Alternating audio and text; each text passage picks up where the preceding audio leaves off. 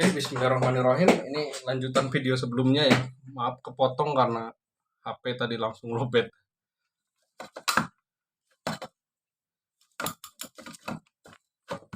Lanjut di track jalur 3 pol dan 5 pol yang bunyi ya. Jadi kalau jalur 3 pol dan 5 pol ini bunyi, eksekusinya seperti di video sebelumnya kita cek dulu buzzer di sini. Di dua induktor ini wajib nggak boleh bunyi. Jika salah satu ada yang bunyi, teknik eksekusi cepatnya boleh kita langsung menggunakan teknik inject ya. Ataupun boleh di track dengan menggunakan skematik jalur yang bunyi ini dia larinya ke komponen mana aja ya. Tapi saya sendiri biasanya langsung menggunakan teknik-teknik cepat ya. Untuk teknik injectnya langsung di titik induktornya ya. Boleh di komponen di salah satu kaki induktor ini kita angkat setengah seperti ini ataupun kita lepas semuanya dan kita inject di titik outputnya ya.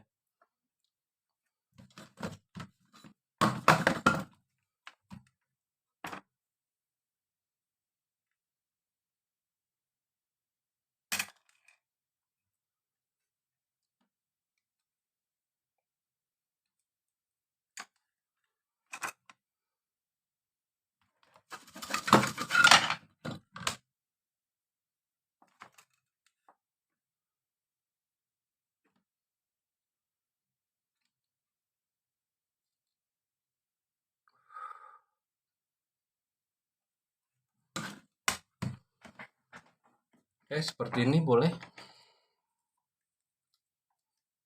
Kita menggunakan tegangan 2,5 volt ya. Seperti biasa groundnya jangan langsung ditempel permanen. Kita tempel seperti ini aja, dikit-dikit.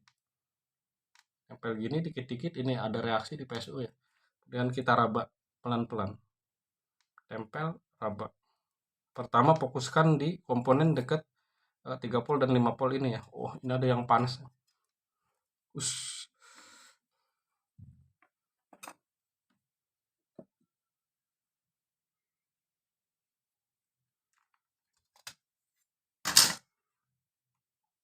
Kemungkinan di kapasitor bipolar ini dia.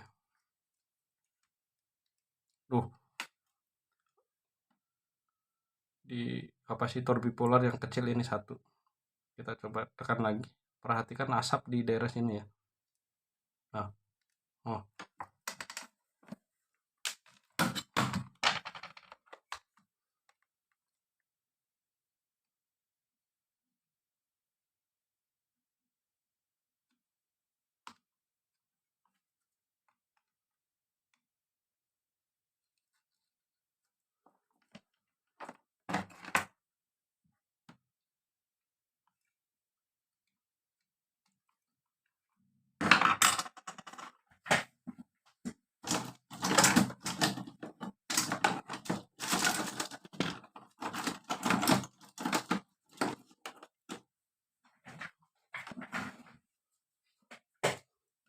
Kapasitor bipolar yang kedua.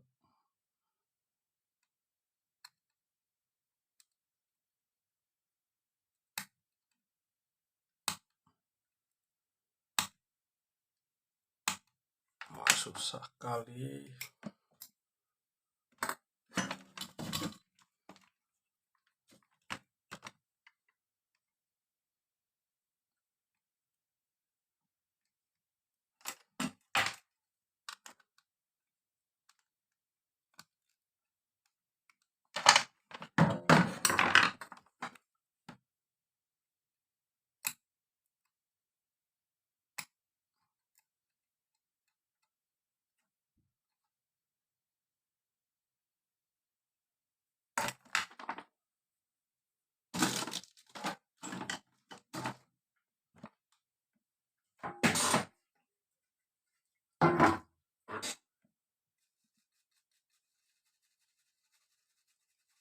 Ini untuk ngebersihin bekas solderan,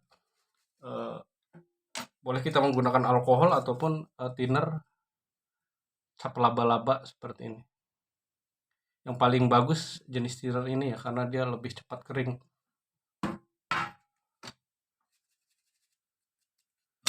Jika kapasitor bipolar yang rusak, jika dia berjejer 3, kita boleh lepas saja tanpa dipasang kembali pun ataupun diganti pun tak masalah. Tapi lebih bagus memang harus diganti ya. Ini kita coba lepas dulu kapasitornya yang short tadi. Ini kita coba cek buzzer.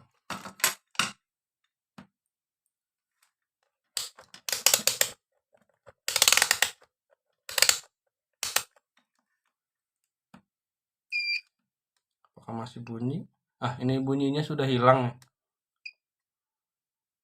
Karena memang standarnya di kapasitor 3 volt 5 volt ini, maaf, di induktor 3 volt dan 5 volt ini wajib tidak boleh bunyi. Jika salah satu induktor ini bunyi, dapat dipastikan track di jalur induktor ini dia ada yang short, baik itu jalur 3 volt ataupun 5 volt. Untuk teknik eksekusinya kita boleh melakukan teknik injek seperti tadi atau diurut jalur track dari induktor tersebut ya. Ini sudah tidak bunyi, harusnya ini sudah normal, kecuali ada masalah lain nih. Rata-rata untuk short di track 3 volt dan di track 3 volt ini larinya kebanyakan kasus di lapangan selain dari tipe ini ya. Kalau jalur track 3 volt ini rata-rata kalau nggak ke EC ke chipset. Kalau track jalur 3 volt dia rata-rata yang rusak kalau dia short di 5 volt ini dia ke USB, ke power untuk RAM, kemudian di SSD. Jadi titik detektornya ataupun perabaan cari yang panasnya itu kita fokuskan ke titik-titik tersebut ya. Jika shortnya, contoh kita analisis ini jalur 5 volt. Jika kita track menggunakan skematik dan pasti di track, contohnya di track induktor ini jalur 5 volt, maka kita fokuskan ke daerah dekat soket USB, dekat RAM, dekat SSD ya.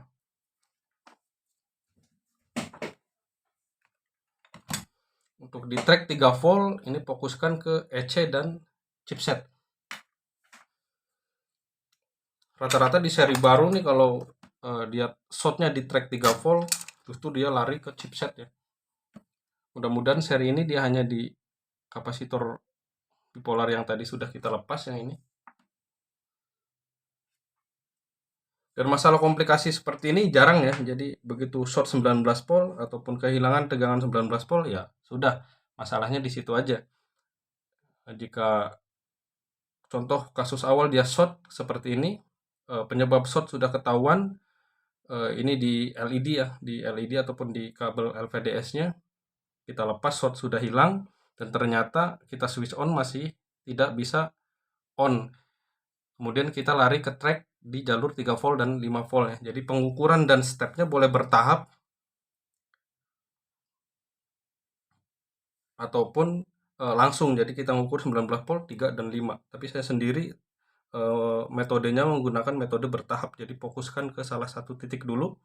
Seperti tadi di video sebelumnya, jalur track 19 volt sudah aman dan sudah menyebar dari titik PR. Kemudian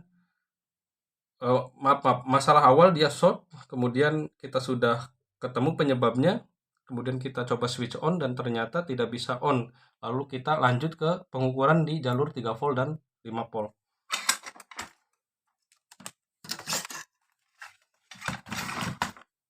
Oke, kita coba tes ulang.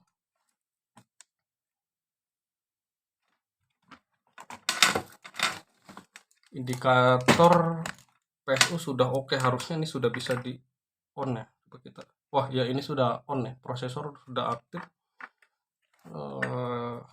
Kita langsung coba ukur di 3 volt dan 5 voltnya.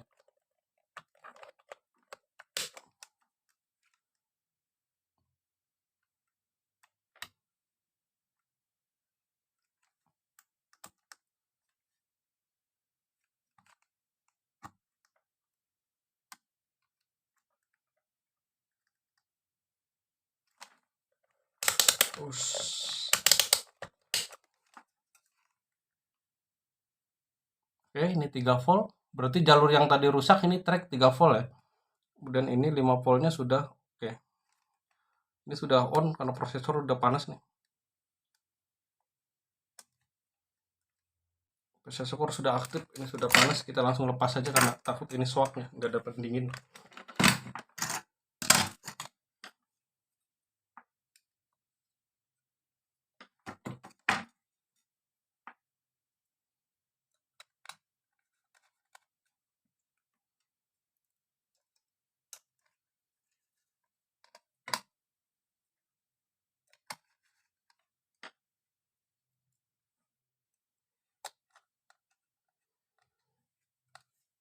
Oke, kita bahas sedikit di track 3 volt dan 5 volt.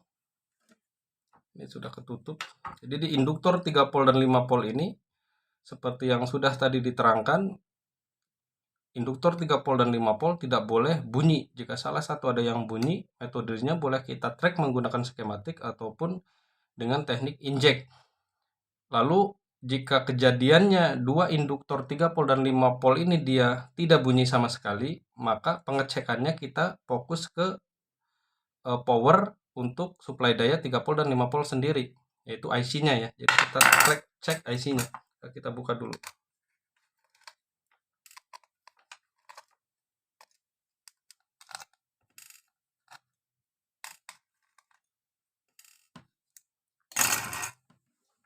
Ini IC 3 volt dan 5 volt. Jadi jika induktor 3 volt dan 5 volt ini tidak bunyi, maka kita fokuskan dulu pengukuran di titik IC 3 volt dan 5 volt. Yang pertama kita cek dulu tegangan inputnya 19 voltnya. Kemudian jalur Vreg 3 dan 5-nya kita ukur. Jika 19 volt oke. Kemudian kita track jalur Vreg 3 dan Vreg 5-nya ya. Kemudian cek juga short di induktor Vreg 3 dan Vreg 5-nya karena banyak kejadian ini 3 volt dan 5 volt tidak keluar, jalur Vreg 3 ini tidak keluar. Efeknya jika jalur Vreg tidak keluar, biasanya panas di IC. Kita boleh pegang dulu IC-nya ya. Jika 3 volt dan 5 volt ini tidak keluar, ini tidak bunyi, kita boleh pegang dulu IC-nya.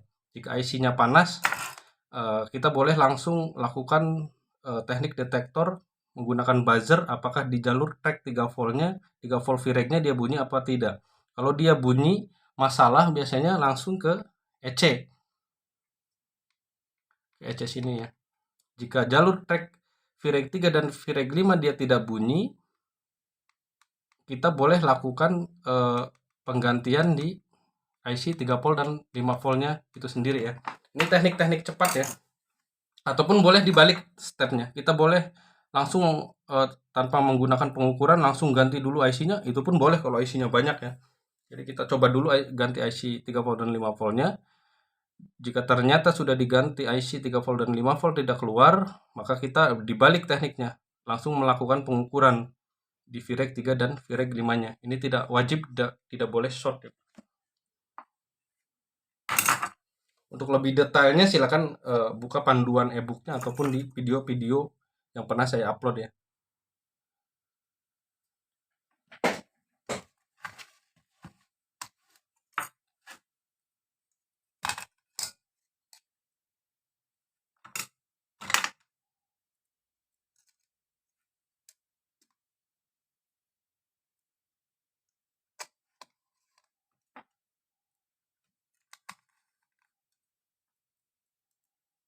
Ini saya tanpa melepas motherboard dari badan atau dari casing laptopnya ya. Untuk pemula disarankan ini kita safety-nya kita lepas dulu ya.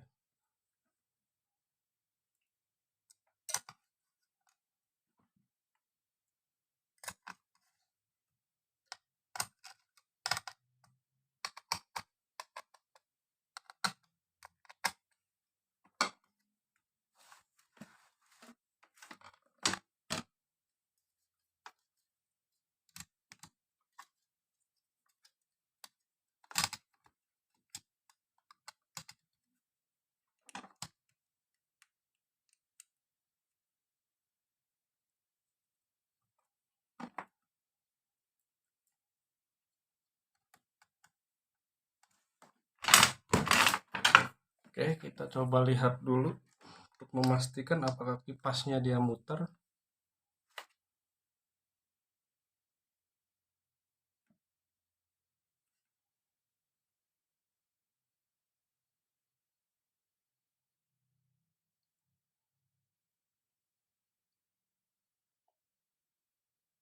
ampere 0,57, 0,60 harusnya dia sudah muter. Oh ya, ini kipasnya sudah mutar, indikator pun sudah oke.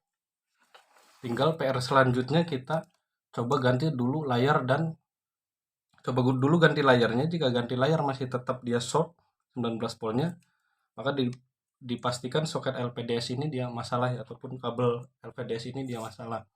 Dan sebelum kita lakukan penggantian LED ataupun soket ini, baiknya kita konfirmasi dulu ke user ya, biar tidak salah paham. Jadi kita konfirmasi ulang ini motherboard ataupun laptopnya mati total, penyebabnya komplikasi, gejala awal dari LCD yang rusak sehingga mengakibatkan konslet ke motherboard.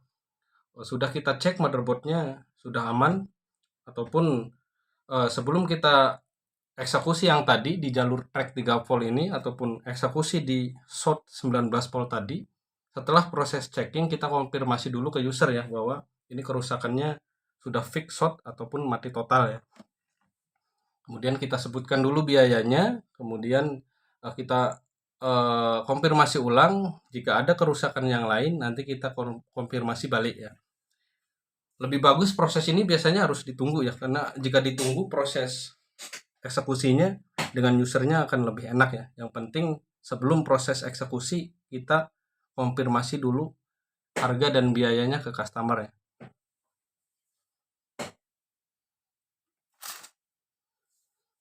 Karena jika kita tidak konfirmasi dulu harga dan biayanya, kadang customer kebanyakan menyepelekan kerjaan ya.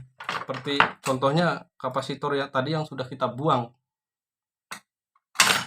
Ini akan menjadi masalah nanti jika proses ditunggu, kemudian kita tunjukkan yang rusak, sedangkan kita belum deal harga ya. Karena yang jadi masalah ini bukan masalah kapasitornya, tapi proses eksekusinya ya. Jadi proses analisis dan proses servisnya. Oke, sekian dan terima kasih. Wassalamualaikum warahmatullahi wabarakatuh. PR nanti kita tinggal konfirmasi ke customer dan mencoba testing di penggantian LED ya.